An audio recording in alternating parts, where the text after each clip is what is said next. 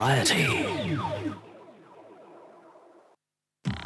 Prime News at 12 midday updates you on all the running stories and connects you to the newsmakers. Citi News.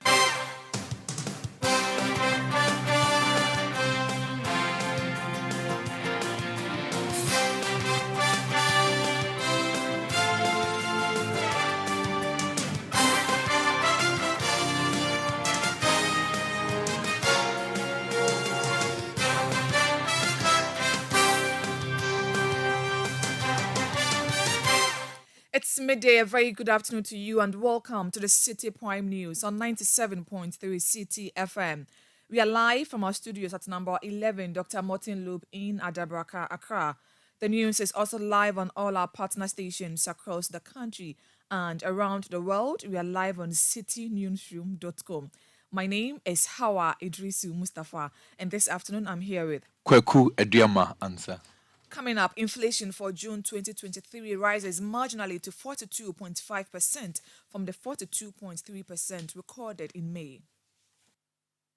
1 percentage point variation to a 0.3 percentage point variation, with June 2023 rate of inflation standing at 42.5%.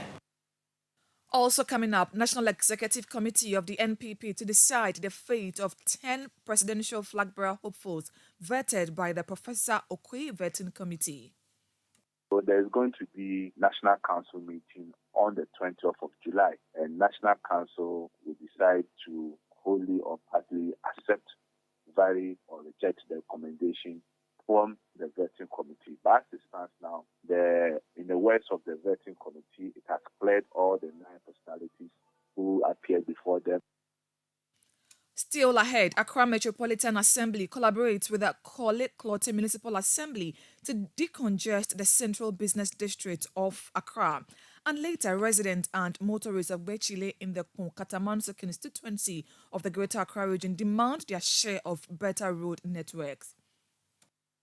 From the Bechile Junction, right from here to Pure Oil. I believe when you finish, you drive up to that side and see how bad the road is. The road is too bad. All that and more on Citi Prime News, which is live on all our affiliates across the country. In the Western region, you are hearing us live on Premier FM 100.5 in Takoradi and Beach FM 105.5 also in Takoradi. In the Bono region, this is Greener FM 95.9 in Sunyani, Ashanti region, Orange FM 107.9 in Kumasi. Volta region, we are live on Global FM 105.1 in Ho, Adanu FM 107.7 in Adakluwaya. In the northern region, this is Diamond FM 93.7 in Tamale, Upper West, Westlink 88.1 in Laura, Upper East, we are live on Source FM 100.1 in Boku, and Northeast region, we are live on Scarp FM 101.3 in Nakpanduri. Citi Prime News at 12 midday updates you on all the running stories and connects you to the newsmakers. Grateful for choosing us. Now, Ghana government is upbeat about the country's receipt of the second tranche of the $3 billion bailout from the International Monetary Fund, IMF. Finance Minister Ken Ofori-Atta believes Ghana will meet the criteria for the disbursement of the next $600 million. This comes after the recent assessment by the fund's staff. Government expects the second tranche in September 2023. Here is the Finance Minister, Ken Ofori-Atta. No, we had an IMF visit maybe 3 weeks ago. That went well. The review will happen in September.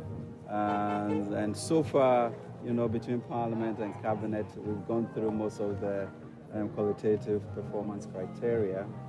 So we expect that the review in September will go well to get an SLA. And then we will go to the board in November and for the whilst we are doing the budget. So you're sure we'll get it in November? Well, God always puts the country through, and I think with all of your help, all of us speaking the same language, managing our bond investors for patience, and we'll get there. I'm confident about that. Thank you very much. You have a meeting with the bondholders later today. What should be the assurance, really, that they will not return picketing at your premises? The technical people are meeting, and so far the Lord has been helpful in that. And I think all of us as Ghanaians need to appreciate that these are not normal times. But with where we were last July and where we are today, clearly we should have hope and excitement for the future. Finance Minister Ken Ofori-Atta there.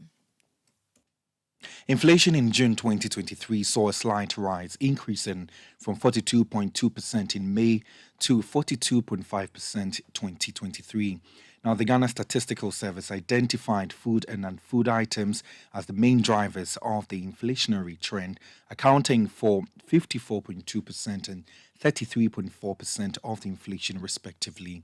Furthermore, locally produced items had an inflation rate of 35.9%, increasing or indicating that the prices of goods produced within the country experienced a relatively lower increase. On the other hand, imported items had a higher inflation rate of 44.5%, suggesting that the prices of imported goods rose at a higher rate compared to locally produced items. The government statistician, Professor Kobna Enim, has been explaining the new figures. Disaggregating the rate of inflation for the month of June 2023 into two broad components, that is locally produced items and imported items, and also from a food and a non-food perspective. Food inflation for the month of June 2023 stood at 54.2% relative to non-food inflation 53.4%. This signifies about a more than 20 percentage point difference between food and non-food inflation for the month of June 2023.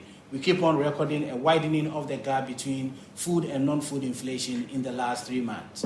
On a month-on-month basis, we also record a 1.3 percentage point between food inflation and non-food inflation, with food inflation June 2023 standing at 3.9% and non-food inflation month-on-month 2.6%. We continue to see the dominance of imported items in the consumer price index and rate of inflation. Imported items for the month of June 2023 stood at 44.5% relative to locally produced items 35.9%, indicating about a 9.0 percentage point difference between imported items and locally produced items. We do disaggregation at the 13 division level, keeping in mind the national inflation figure. We identified 5 divisions that recorded rates higher than the national figure. This was led by personal care, social protection, and miscellaneous goods and services, recording an inflation figure of 55.1%, which was about 13 percentage points higher than the national inflation rate of 42.5%. We saw 2 of the divisions at par with an inflation rate of 54.2%, namely furnishing, household equipment, and routine maintenance, and food and non-alcoholic beverages, both recording an inflation rate of 54.2% for the month of June 2023. Also signifying about a 12 percentage point difference between the national figure and these divisional figures. The other 2 divisions that recorded rates higher than the national figure of 42.5% were housing, water, electricity and gas and other fuels, and alcoholic beverages, tobacco and narcotics, which respectively recorded rates of 49.2% and 43.9%. Government statistician Professor Samuel Kobna Enim. The deputy ranking member on the Finance Committee of Parliament, Isaac Adongo, has criticized the governor of the Bank of Ghana, Dr. Ernest Addison, for failing to file the financial statement of the central bank for almost 6 months. The MP says the law mandates the Bank of Ghana to gazette its assets and liabilities every 15 days and file the financial statement by the end of the month, but the central bank has failed in complying with this directive. Addressing the media, Isaac Adongo says he will initiate steps at summoning the BOG governor over the reckless management of the economy. There is a very sad development in our country today. We are all aware that our economy is in a mess. And part of the reason we are in this mess is because Dr. Addison of the Bank of Ghana has mismanaged the Bank of Ghana. As we speak today, the Bank of Ghana, under the leadership of Dr. Addison, is always quick to revoke the licenses of financial institutions that are not compliant with the Bank of Ghana Act. But the Bank of Ghana itself is not compliant with its own act. And as a compliance institution, that raised very serious red flags for our country. This is a government, the Bank of Ghana, that pumped and printed a lot of money to fund government activity, last year and the year before, leading to very high levels of inflation, high levels of interest rates, and an unprecedented depreciation of the cedi. We have been waiting to receive the gazetting and the publication of the Bank of Ghana's own financial statements, which by law should have been published by the end of April of the year. We are now half a year through the year, and all the banks have complied with the filing of their returns to the Bank of Ghana. Those reports include what we call the long-form reports, which are very detailed, audited reports of the banks, breaking down every single item on the balance sheet of the banks in order that we can see the bank for who it is. But Bank of Ghana is not able to comply with its own law to do the very things that the other banks are doing. The bank has not filed and published its financial statements. Every 15 days, the Bank of Ghana is supposed to gazette its assets and liabilities. And at the end of the month, they are supposed to further file its assets and liabilities. It's been almost 6 months now. The Bank of Ghana is in clear violations of these provisions. You had a deputy ranking member on the Finance Committee of Parliament, Isaac Adongo. Let's now go to the Accra Central Business District and speak to my colleague Eno Safo, who is currently with a team from the Accra Metropolitan Assembly, who is currently engaged in the decongestion exercise to rid the CBD of congestion and improve vehicular and pedestrian movement. Good afternoon to you, Eno. Thanks for your time. What's the current situation? Is the decongestion exercise done? No, it's currently ongoing, Howard. We're currently at Circle at the moment, and the Chief Executive Officer of the AMA, together with a task force, is going around the Circle and she's talking to traders who are selling on pavements and walkways, and she's trying to tell them how their activities disrupt the flow of pedestrian traffic as well as vehicular traffic. So she had prior warned them to refrain from plying their trade on the streets and walkways. And according to her, it has been a concern of the Assembly for a while because it has contributed to the filth and congestion in the city. Now, she says the exercise is also part of the Operation Clean Frontiers campaign, and efforts are underway to make the city of Accra one of the cleanest. And this is one of the ways which they intend to do that. So she has also told or advised the traders to reduce the number of goods that they display so that they don't have to necessarily display everything that they have onto the pavement here in Accra. She's still going around. We're currently at the Odo River, which runs through Circle. She's speaking to some of the traders, and we're going around. We're still moving. If you can hear, I'm walking. We're moving. She's talking to traders. Those who have flouted laws, their goods are being listed into AMA vehicles, and they're being taken away from the CBD to reduce the congestion, as she says.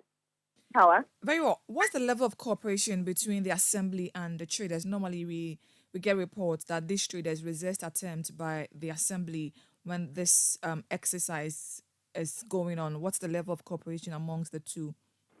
Well, the traders are cooperating because they had prior warnings that this exercise would be embarked on. And so if you go to certain places, like around the VIP sector, they had cleaned and swept the place, and it was looking nice. Other traders who did not know of the exercise, those who flouted the pre-warning, they're the ones whose goods are being carried away to ensure that the exercise is carried out smoothly. So, apart from the Circle area where you are currently, which other areas do the assemblies intend to decongest to make movement in the city very easy? Well, prior to today, the exercise had taken us to Tudu, where the mayor interacts with traders there. and asked them to change their big umbrellas and use straw hats so that they can give access to people who want to move, pedestrians. And so from Sudu today, she's here at Circle to continue with the exercise. How many days have they put out to conduct this decongestion exercise, if you have been told? As of now, I have not been told, but I know that it started from Monday and it's continuing today, Wednesday, and hopefully tomorrow it will continue. But as to when the exercise will end, we have not been told. Very well, grateful for your time. That was my colleague Eno Safo, currently with the team from the Accra Metropolitan Assembly and other sister assemblies were trying to decongest the central business district of Accra. So we turn attention to some other stories where the Food and Drugs Authority, FDA, has suspended the operations of Samdo Enterprise, a water-producing company located on the Spintex Road in Accra. Now, the company has been closed for engaging in the production and distribution of unregistered brands of water products. Now, the products include Perfect Ice drinking water, Aqua Link drinking water, and Leaders drinking water. Now, the authority's inspection team uncovered major safety and quality issues, including operating in an unsuitable wooden structure, presence of open drains with fungi growth, dirty filters, and no pest control regime. Now, the FDA, in a statement signed by its Chief Executive Officer, Delis Mimida, cautioned the public not to consume the unregistered brands. It further directed consumers who have already purchased the products to immediately halt its use and dispose them of. Retailers and distributors are also requested to withdraw all the said brands from the market.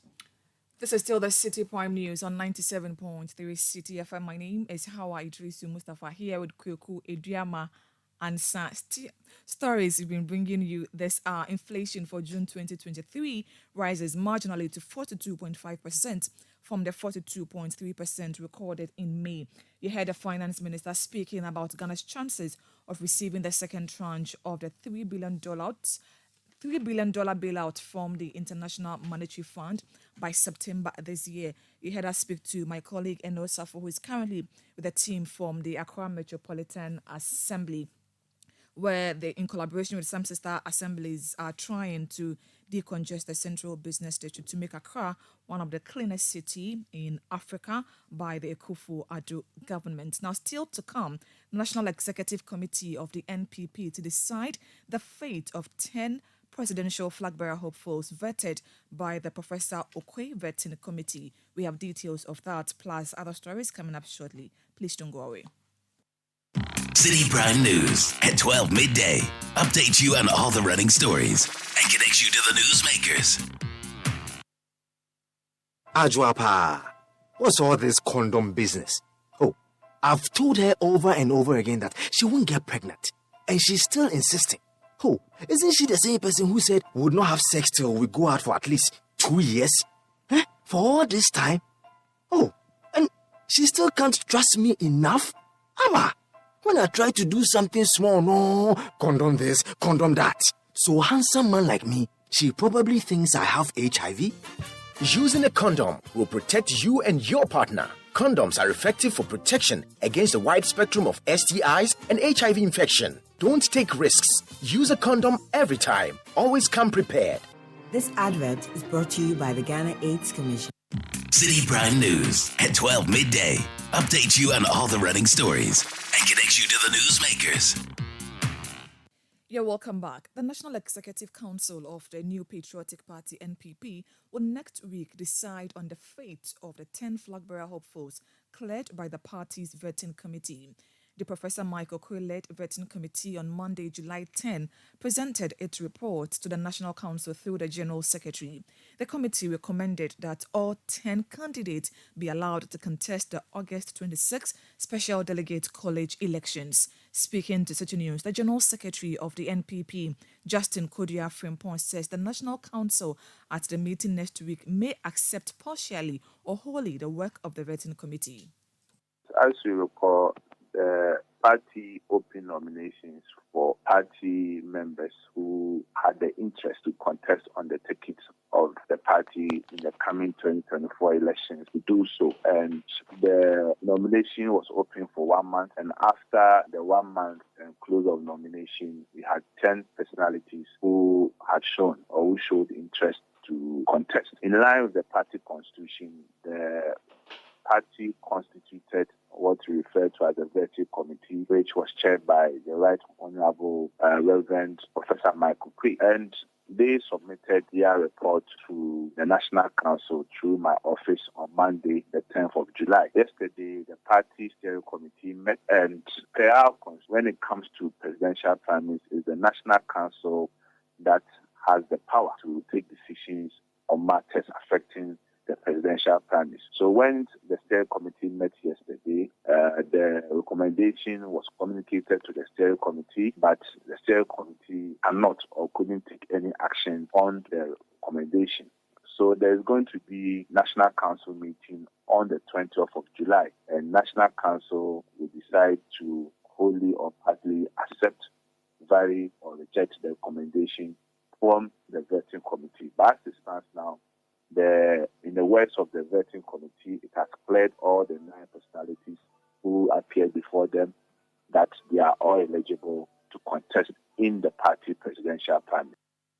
Mr. Kodia Frimpong also outlined other activities leading up to the main NPP's presidential elections in November.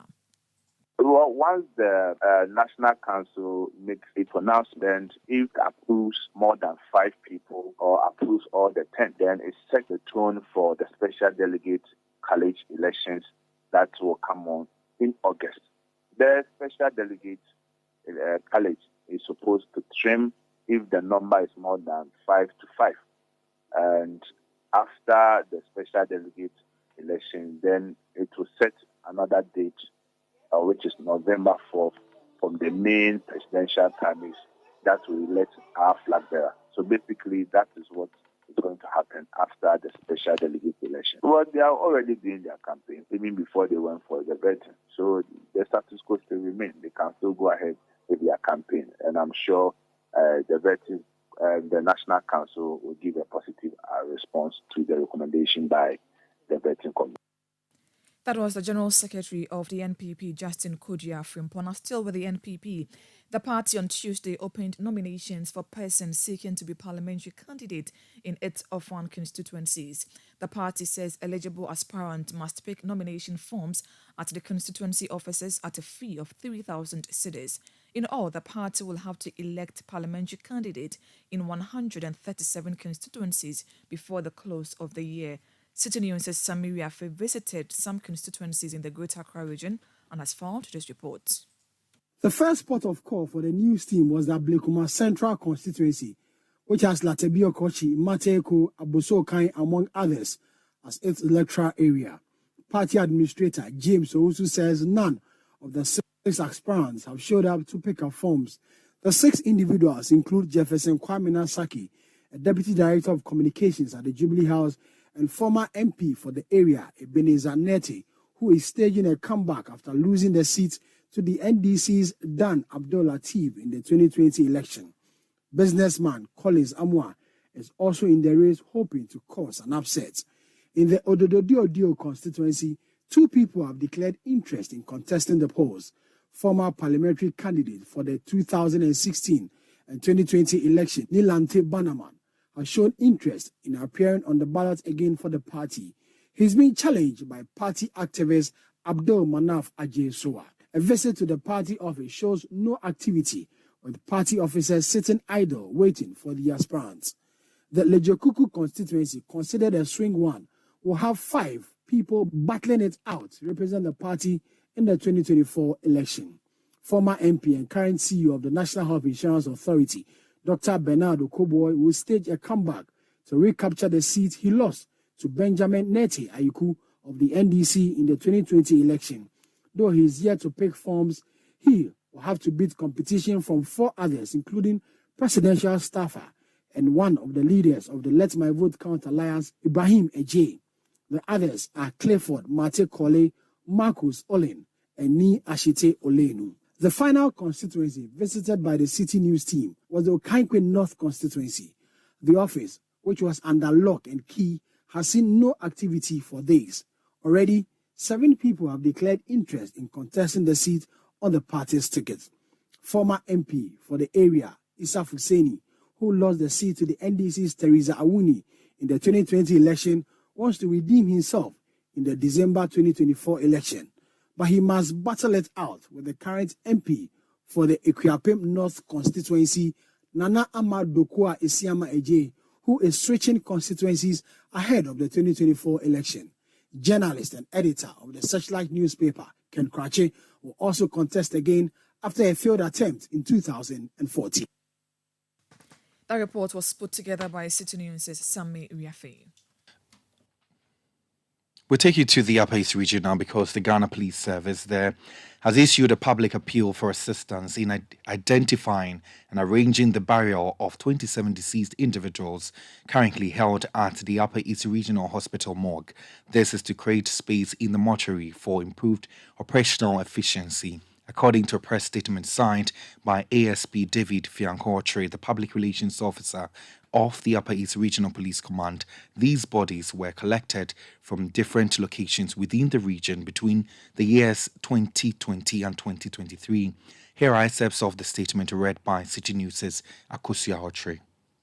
It is announced for the information of the public, especially residents of Upper East Region, that the police has deposited about 27 unidentified or unknown bodies at the Upper East Regional Hospital morgue, collected from various locations across the region between the year 2020 and 2023, and are calling on relatives to identify the bodies for collection and burial. The exercise is to allow the hospital to free space in the morgue in order to enhance the hospital's morgue operations and also afford relatives to give them a befitting burial. The police are hereby informed that there shall be a mass burial by the regional hospital to depose the body after 21 days of this publication. Relatives wishing to identify and collect their bodies are to contact the medical director of the Upper East Regional Hospital, Bolgatanga, or the Upper East Regional Police Command, Bolgatanga, for further information.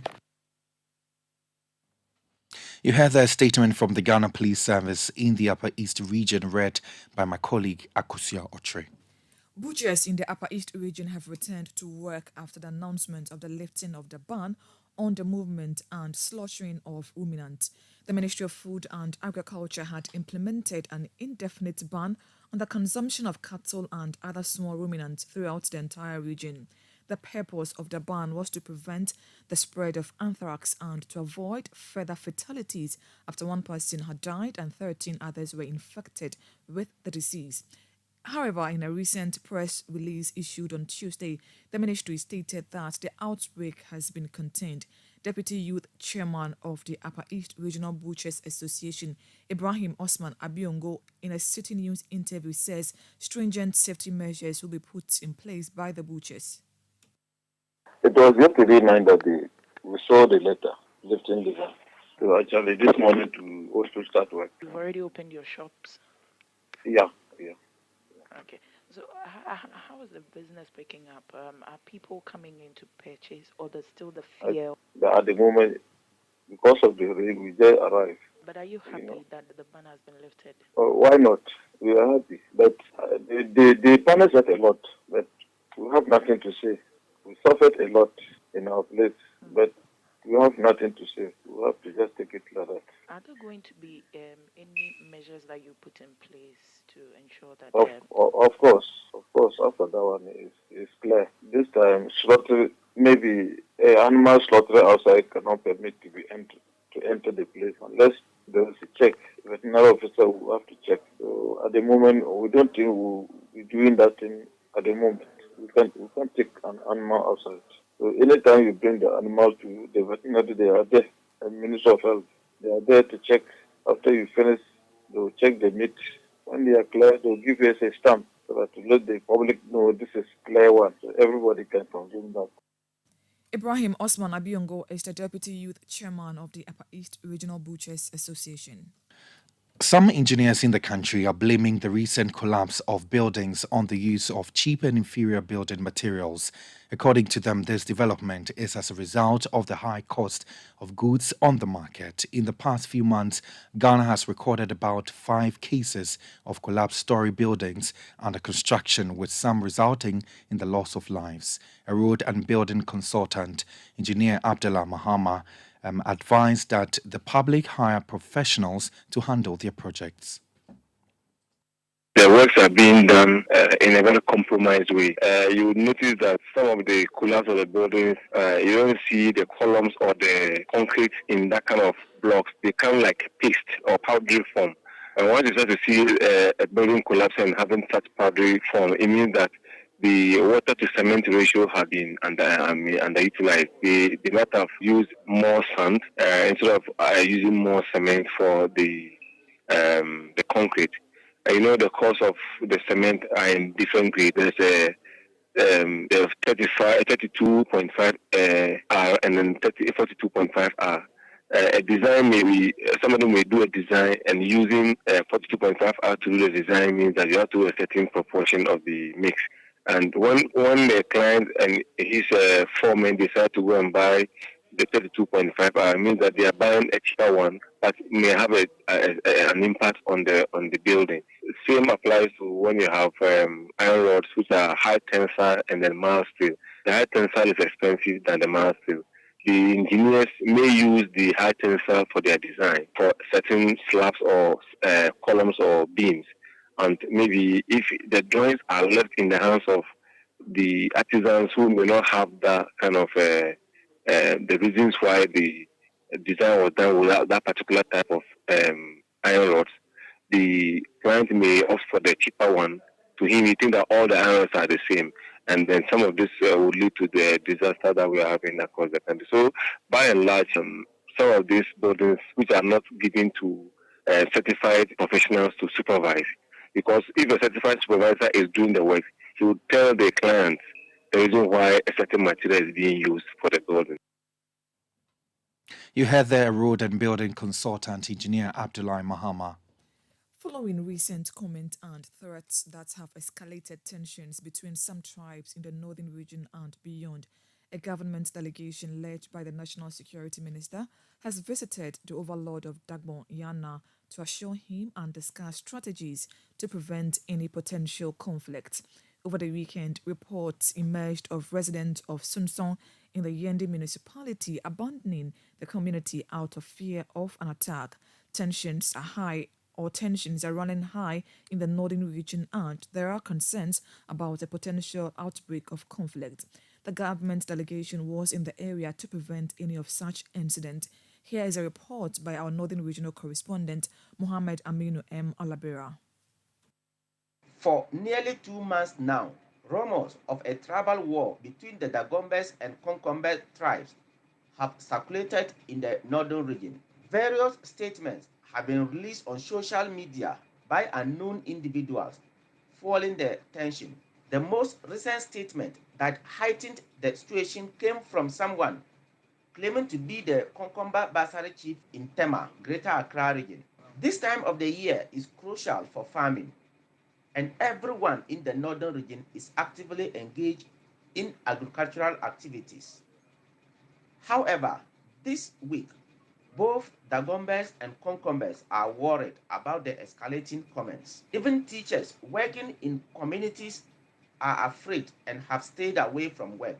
To address this issue, a government delegation led by the National Security Minister, Honorable Kandapa, paid a courtesy visit to the overlord of Dagbon at the Gbewa Palace in Yendi. The purpose of the visit was to assure the overlord of the government commitment to maintaining a peaceful environment in the area. The overlord of Dagbon remains optimistic that the long-standing peaceful coexistence between the two tribes will prevail to prevent any mishaps. He emphasized that poverty is the common enemy that must be fought. Here is Zangbalong Lana Dr. Yakubu reading the speech on behalf of the overlord. Yana urged the minister to take swift action against the individuals spreading discord on social media. Not that the Gombes or the Konkombes are happy about what is happening. Nobody needs a war in which there will be no winners. We will all be the losers. Dagbang and the North region are for all of us, those who hail from the region and those from other regions and live in West. We make no distinction among them. So it behoves on all of us to protect the region and ensure its development for the complete eradication of poverty, illiteracy, malnutrition, maternal and child mortalities. These are our real enemies. We need to direct our strengths and resources towards these real enemies so that we create the jobs our youth lacks for fulfilling livelihood. Though we cannot downplay the importance of this meeting, but it would have been totally uncalled for if we did what we promised to do. We and the Honorable Defense Minister and most of you have tread this path before and resolved to take certain actions, including the apprehension of certain persons operating the social media handles spewing out hate speech. We renege on our promises. The Defense Minister, Honorable Dominic Nituol, assured the Yana of government determination to deal with anyone seeking to instigate trouble. He reiterated the Konkomba, Dagomba tribes have a long history of peaceful coexistence and emphasized that no member of either tribe is willing to engage in conflicts. Please help us. If you help us, and I said at the Konkombaya convention, and then that's why people were insulting me. I said the gentleman called John Jagri is the greatest enemy to Konkombes. I said it there. That's the statement I made. I don't know whether he was there or not. I think 30 minutes after that, he said, yes, I'm happy the defense minister mentioned my name. I'm 27 years and I was standing looking at him. I want to beg anybody, whether you are a Konkomba or you are a Dagomba, a Nanumba, Frafra, if you know that John Jagri man, I beg you. I'm kneeling down begging you. Please, help us and let's identify and arrest those people. Diana,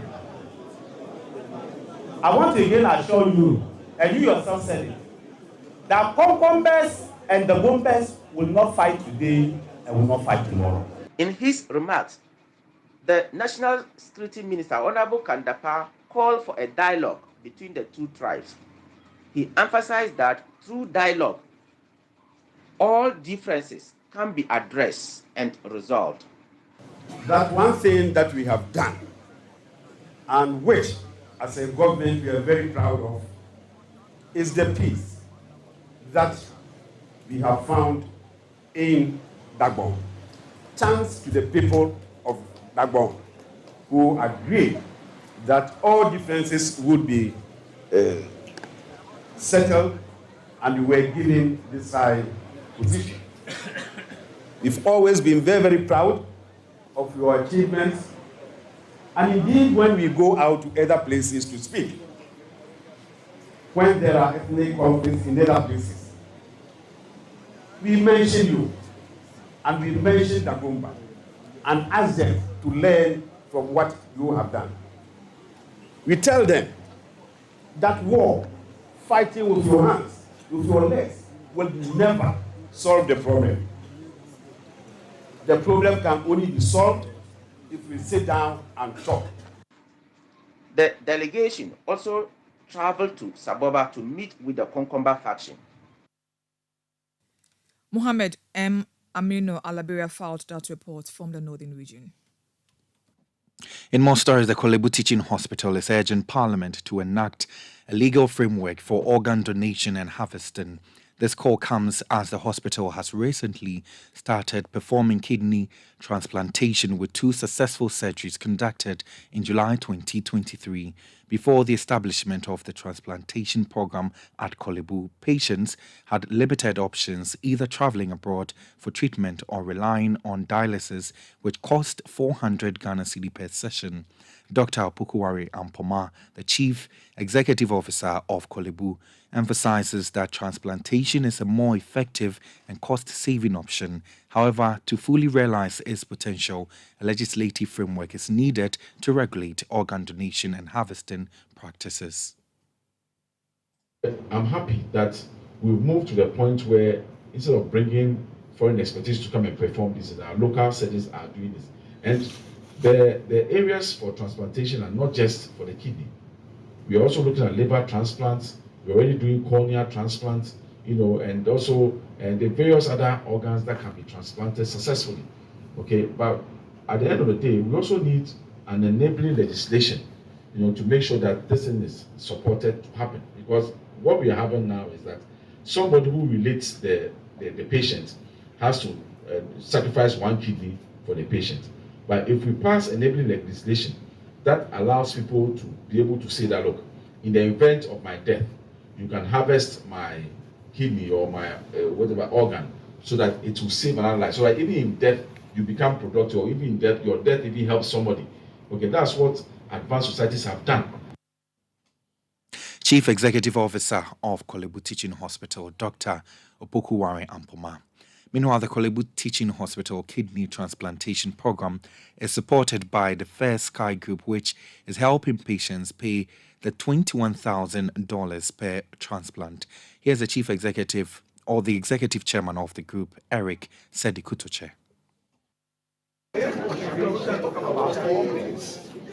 It's in our holy book. The Bible says that we should have a compassion on our fellow beings. And the more so, we have been privileged in the possessions that will be able to create wealth. And we believe this wealth is not meant for us alone. It has to go in to support the kingdom work. It has to go in to support humanity. And that is the reason that we believe God has blessed us with these resources. And that is what we are doing. We encourage everybody who is listening to us and watching us that we should invest in humanity. And that is the only way God will continue to bless us. Eric Sedikutoche is Executive Chairman of the Fair Sky Group. You're still listening to the Citi Prime News on 97.3 Citi FM with me, Hawa Idrisu Mustafa, with Kriku, Adriama, and San. Still to come, residents and motorists of Bechile in the Katamanso constituency of the Greater Accra region demand their share of better road network. We have details coming up shortly. Please don't go away. Citi Prime News at 12 midday. Update you on all the running stories and connects you to the newsmakers. Home is your peace. So keep the kids quiet and engage with our amazing selection of games, toys, and activities. Create a family environment that feels like home. Visit the Orchid Deco Superstore on Spinkers Road today. 1xBet Jackpot is here with weekly massive prizes up for grabs. All you have to do is place your bets on any sports game and stand a chance to win. Simply register at 1xbet.com.gh. Use promo code JackpotGhana and place your bets. 1xBet is your key to great victories. Feel like a winner. 1xBet. Gambling can be addictive. Bet responsibly. Not for person under 18 years. This advertisement has been vetted and approved by the Gaming Commission. Ready to experience the ultimate rhythm, melody, and culture fusion at the Afro Pop and Hip Life Music Night on The Voice Factory Season 5. Join us for an explosive evening of music that will make your heart race, your body move, and your spirit soar. Prepare to immerse yourself in the vibrant sounds of Afro Pop and Hip Life music as our talented contestants take the stage to showcase their incredible vocal talents and entertain you with their infectious energy. From the hypnotizing beats of Afropop to the rhythmic flow of hip life, every note will transport you to a world of celebration, unity, and pure joy. Look forward to some fun this week as we enjoy some Afropop and hip life music on the Voice Factory Season 5. Tune in to the Voice Factory Season 5 on Saturday, 15 July 2023 at 6:30 p.m. Follow the prompts to vote for your favorite contestants via the short code *920*973#. You can also visit citytvonline.com/Voice Factory to vote. The Voice Factory Season 5 is brought to you by Ebony Condoms, refreshed by Eddie's Pizza, official voting partner Nalo Solutions, refreshed by McBerry Twist Cupcakes, and sponsored by Copen Hospitality. The Voice Factory is powered by Citi TV with support from 97.3 Citi FM, Alisa Hotels, The Nash Beauty Parlor, and stitched by Wenia.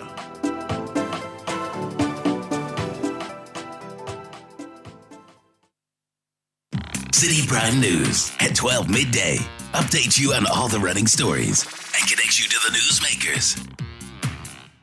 You're welcome back. Now, users of the Ebri Pediasi Road are appealing for more to be done to enhance their safety. The appeal follows report of fallen rocks onto portions of the road last week. The following report throws light on the concerns of some pedestrians and motorists who ply the stretch. In 2016, the government, through the Ministry of Roads and Highways, closed portions of the Eyimensa Ebri stretch to allow for the fencing of the rocks that are on the side of the stretch to prevent any eventuality in case the rocks fall off. And this was done within 5 months. Afterwards, 3 years after, we recorded an unfortunate situation where portions of the rocks had fallen off, although it had been fenced by the Highways Authority. Well, this was a major concern to a lot of people. At that time, authorities indicated that the situation was as a result of a downpour that had occurred over the period. But was that really the case? Some stakeholders also raised other concerns of human activities on the vegetation. They had indicated that people had been constructing at places they were not meant to do so. Well, fast forward in 2023, a similar situation has occurred where some portions of the rocks have been seen to have falling off. This time not too dire as we saw some years back, but then authorities are worried about the situation. They are still hammering on the fact that people are building at wrong places. And from where I stand now, I'm sure you can see a lot of construction works that are being done by private developers on the vegetation, which should have been left as a buffer. So the Eastern Regional Minister, Seth Kwame Champon, has been reacting to the human activities that is hampering the vegetation here. And he says that private developers must take full responsibility of what they do. We have spoken to the owners of this property. This is a private property, and they need to, as a matter of urgency, raise a solid defense wall which will help protect the remaining properties here. Subsequent to that, I'm sure engineers are going to come around to certify the structures, test them to see if indeed the structures are durable to stand the test of time, or some actions needs to be taken on them. That aside, the contractor who's working is also being met to ensure that he speeds up his work, so we do not have a future occurrence. For us, the main important thing to us is to protect life and property. So this defense wall is very key to us, and we are going to ensure that it is developed as soon as practicable. You can find with me my regional NADMO director. That is why he's here, because we have to ensure that lives are protected. The municipal chief executive is with me. The municipal engineer is also with me. All of them are here helping us to put together what needs to be done immediately to protect property and life. So to get more insight on this particular development, City News has been interacting with a geologist on what he makes of the situation and the solution going forward.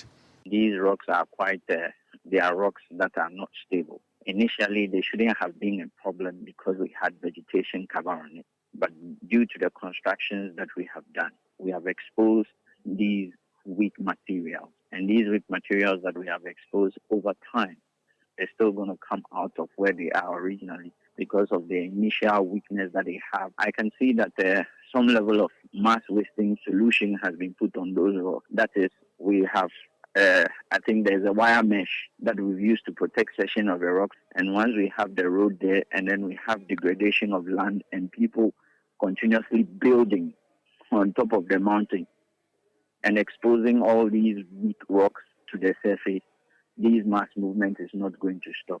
So until there's an intervention by government, so that when people are building, they follow building codes and building standards, also taking into cognizance the kind of geology we have there, this problem is going to persist. Halfway through from the Eyimensa toll booth all the way through to the Pediase Lodge stretch, you see some heaped sand on the left side of the road, and also some stones that have, packed itself, and that's because we understand that this particular situation happened when the sun came from the top of the stretch, and that's because human activities have also been hampering the vegetation of the stretch. My first time, I was wondering why the nets have been used to cover the rocks. And then it occurred to me that possibly they are trying to avoid a situation where if the rocks fall, I don't know how safe it would be with the nets.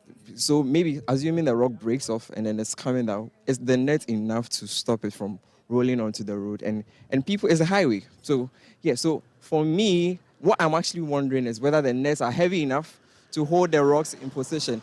And with regards to safety, should they fall off? I don't know which kind of engineers did this thing, but maybe in their assessments, the nets are enough to hold any rock, no matter the size, in position from falling down on any car or vehicle or anything. So that's my opinion. So I think maybe it's safe to the extent that perhaps it won't come down as suddenly as one would expect it to. Maybe the rocks will be enough to slow its momentum to the ground, and maybe, I don't know, a car will be fast enough to swerve it or something. Well, as soon as I started, right, over there you see that everything was natural. But as soon as I climb, I mean, I'm not criticizing, but you see this stuff here? I mean, there's a more development on the side of the road. It poses a challenge, environmental challenge, you know what I'm saying? So on that side, for instance, I mean, this is a little bit too close. But what they did, I think they can improve on it too, because it's out of our control right now. You can't tell people to, don't encroach. But what we can do is maybe improve on the netting and, for people's safety. That is what I think they should do. Finally, on encroachment also, because these people, we understand, have been told not to build there. Exactly. Yeah. I mean, they should enforce it. Ghana, we talk, but we don't enforce it. I don't want to, you see, we saw beautiful forest right there, and then we jump over here and you see all this stuff. I mean, the government has to step in and do something. This is natural. This is all we have left. You know what I'm saying? This month, if this thing is not here, I mean, what else? So they can improve on it. All the inhabitants, the animals, you won't see anything. Citi News' Kweku Eduamansa filed that report. Now, residents and motorists in Bechile, located in the Ponkatamanso constituency, are expressing their ongoing concern regarding the demand for better roads. They are urging the government to address the deteriorating Bechile to Medina stretch promptly. According to the residents, the poor condition of the road is significantly impacting their daily lives and livelihoods. Citi News' Philip Nilate has more. The demand for good roads is growing, as citizens in several parts of the country have launched a series of protests to force the government to repair their poor road networks. Residents and motorists who ply the Bechile Road, which is off the Ashamana-Kosombo Highway, are seeking the same. According to them, when the Bechile Road connecting Medina is made more travel by the government, it will help in easing the gridlock on the main Ashaman-Mishe Camp Road. This road is very bad, as you can see. You see, from the Bechile Junction, right from here to Pure Oil. I believe when you finish, you drive up to that side and see how bad the road is. The road is too bad. We had break, especially when it rains. This road is very bad. Look, they came and did some construction here right before the election, the last election, the 2020 election. That is where they came and tarred this road. My brother, 3 months, the road deteriorated. Just walk on this, a tarred road. This is a dusty road. You are seeing just in front of you, you are seeing a tar. They tarred here to the Bechile town. From here to the Bechile town, they tarred it prior to the 2020 election. Wow. And I'm telling you that 3 months, this road got spoiled. You walk on it. Just drive on it and you see how bad it is, a tar road. Why do we deserve this? Always our cars are breaking down. Why? Even here, this one you are seeing here, it's asphalt for us. The road is very bad. If you go front to the station, it's not manholes. And in fact, our cars, we damage our cars finish. But if you don't do this, we can't get our daily bread. So we are suffering for this. And the bad part of this is, we could see people, they are bathing water flow into the road.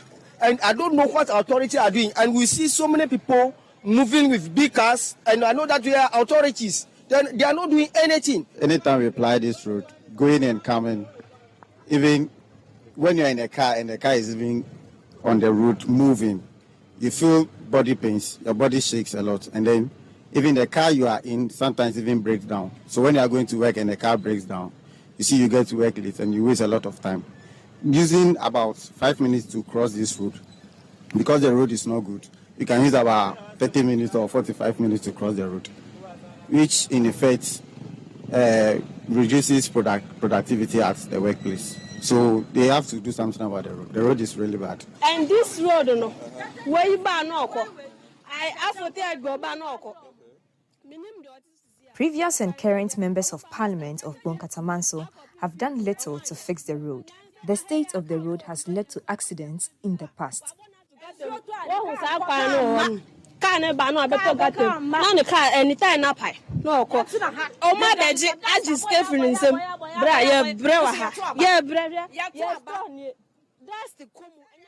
This road has been in a bad state for the past 30 years. Even though we vote, there's been no construction on the road. If the stretch is not fixed, we will not vote. The situation worsens whenever it rains. The items in our shops have become dusty.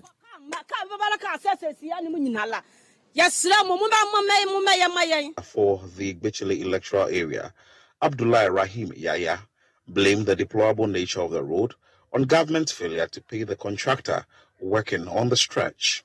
After the election, the contractor was off from site, up to date.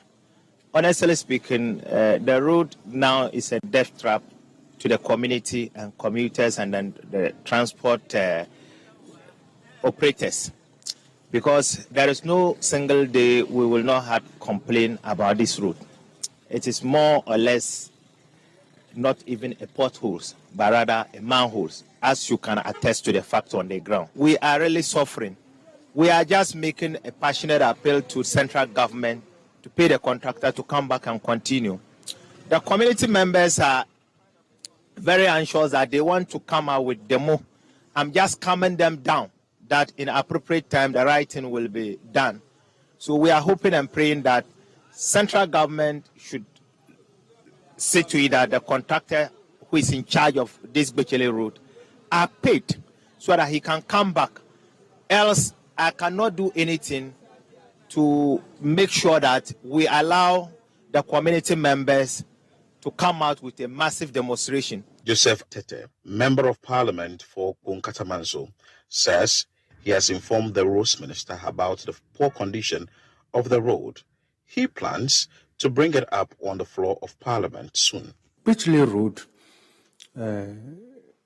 has been awarded, okay? You realize that the first quote has been done. I don't know what happened. The contractor didn't continue with the work. So we've done some follow-ups. If you contact the contractor, all he keeps saying is the government is not releasing the needed fund for them to complete the work. So that is the problem. I've spoken with the road minister, and that is personally. I've also put in a question to be admitted by the speaker. So I'm waiting for that question. When it's admitted, then I'll have the point to also ask the minister why the roads are in that bad shape. City News' Philip Nilate filed the report. And that's how we end today's edition of the Citi Prime News, which has been live from our studios in Adabraka, Accra. The news was also live on all our partner stations across the country: Western Region, Premier FM and Beach FM, both in Takoradi; Bono Region, Greener FM in Sunyain; Ashanti Region, we were live on Orange FM in Kumasi; Volta Region, Global FM in Ho, and Adanu FM in Adakluwaya. In the Northern Region, we were live on Diamond FM in Tamale, Upper West, West Link in Laura, Upper East, Source FM in Boko, and Northeast Region. We were live on Scarp FM in Nakpanduri. Please log on to citynewsroom.com for more stories. My name is Hawa Idrisu Mustafa, and I was here with Kweku Ediama Ansah. Latte is up next with the afternoon's edition of City Business News.